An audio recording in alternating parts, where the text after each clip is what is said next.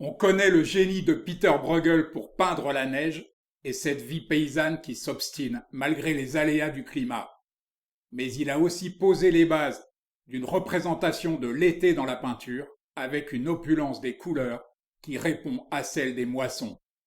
À la même époque, Arcimboldo nous gratifie d'un été encore plus fameux, mais son allégorie potagère est un peu tristounette. Sans doute, le bon Giuseppe n'avait-il pas connu les joies d'une galipette dans les foins.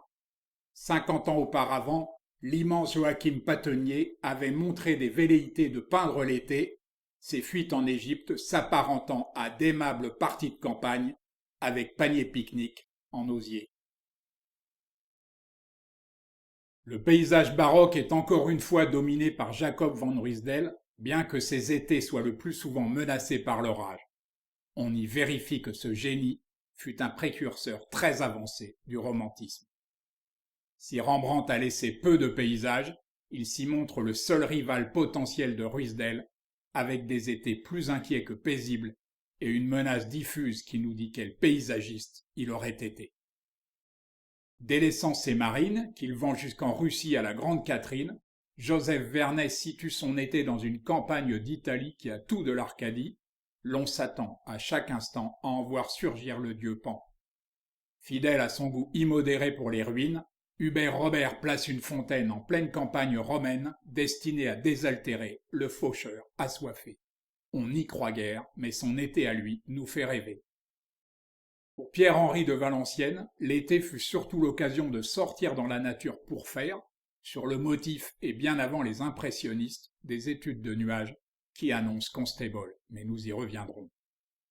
Le plus fameux des portraitistes anglais, Thomas Gainsborough, rêvait de verts pâturages en été, mais son époque ne permettait pas à un paysagiste de vivre de sa peinture. Il faudra attendre l'avènement du romantisme pour que se développe l'art du paysage en Angleterre. La charrette de foin de Constable sera le principal déclencheur du mouvement romantique en France, mais la campagne anglaise lui inspira d'autres toiles qui témoignent de la beauté de son pays en été.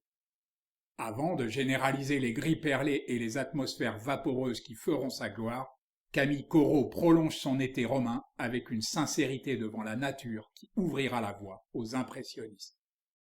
Alfred Sisley, le plus pur d'entre eux, le plus discret et le plus rêveur, poursuivra son œuvre visionnaire dans l'indifférence, alors même que ses camarades rencontraient le succès. Pourtant, qu'il peigne l'hiver ou l'été, ces paysages invitent à l'évasion. On connaît l'influence d'une baignade à Asnières sur l'art moderne, mais c'est toute la peinture de Georges Seurat qui diffuse une sérénité particulièrement adaptée à l'été.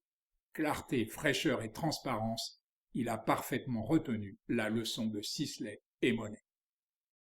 C'est parce qu'ils ont fait du monde paysan le thème principal de leur œuvre que le rythme des saisons est omniprésent chez les peintres naturalistes.